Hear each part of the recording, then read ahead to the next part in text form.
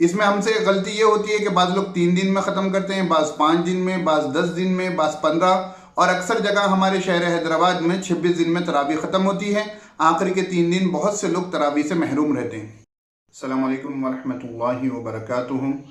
الحمدللہ رب العالمین والصلاة والسلام علی سید الانبیاء والمرسلین، اما بعد، فقال النبی صلی اللہ علیہ وسلم: من صام رمضان ایمانا و احتسابا غفر له ما تقدم من ذنبی، رواہ البخاری، او کما قال النبی صلی اللہ علیہ وسلم۔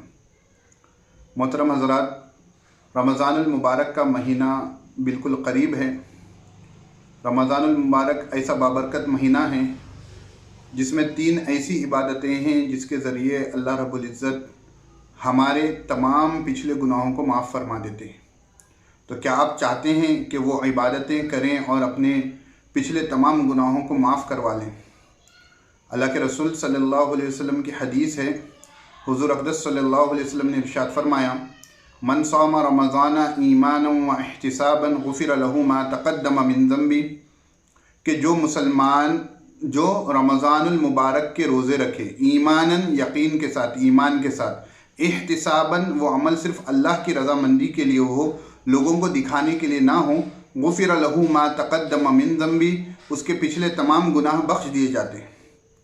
تو روزہ ایک اہم ایسی عظیم عبادت ہے رمضان المبارک میں جس سے انسان کے تمام پچھلے گناہ بخش دیے جاتے ہیں۔ تو کیا ہم یہ نہیں چاہتے کہ ہم سے جو گناہ سرزد ہوئے ہیں جانے میں انجانے میں، اللہ رب العزت اس کو معاف فرما دیں؟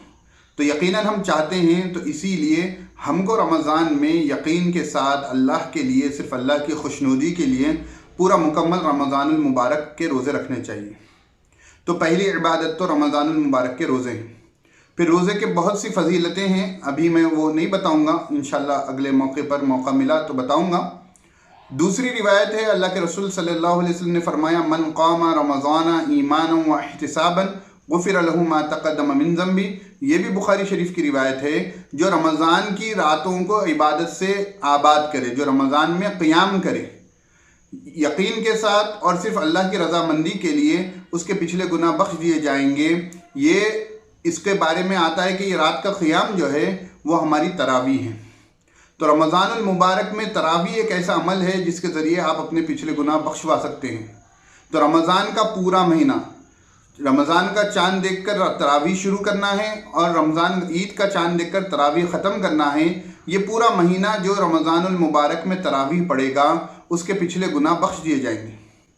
اس میں ہم سے غلطی یہ ہوتی ہے کہ بعض لوگ 3 دن میں ختم کرتے ہیں، بعض 5 دن میں، بعض 10 دن میں، بعض 15، اور اکثر جگہ ہمارے شہر حیدرآباد میں 26 دن میں تراویح ختم ہوتی ہے۔ آخری کے 3 دن بہت سے لوگ تراویح سے محروم رہتے ہیں۔ اللہ کے رسول صلی اللہ علیہ وسلم نے فرمایا کہ جو رمضان المبارک کا پورا مہینہ تراویح پڑھے، اس کے پچھلے گناہ بخش دیے جائیں گے۔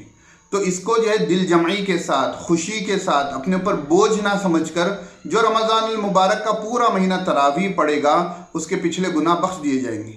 یہ دوسری عبادت ہے۔ تیسری عبادت رمضان المبارک کی وہ ہے جس سے پچھلے گناہ معاف ہوتے ہیں، وہ لیلۃ القدر ہے۔ اللہ کے رسول صلی اللہ علیہ وسلم نے فرمایا: من قام لیلۃ القدر ایمانا و احتسابا غفر له ما تقدم من ذنبی، او کما قال النبی صلی اللہ علیہ وسلم، جو لیلۃ القدر کو آباد کرے ایمان اور یقین کے ساتھ، اللہ کی رضامندی کے لیے، اس کے پچھلے گناہ بخش دیے جاتے ہیں۔ لیلۃ القدر رمضان المبارک کے آخری عشرے میں ہوتی ہے، طاق راتوں میں ہوتی ہیں۔ اس میں حلیم کھانے اور جو ہے فضولیات میں وقت گزارنے کے بجائے، لیلۃ القدر میں بازاروں میں جانے کے بجائے، مسجدوں میں، گھروں میں لیلۃ القدر کو اگر عبادت سے آباد کریں گے تو اس کے پچھلے تمام گناہ معاف ہو جائیں گے۔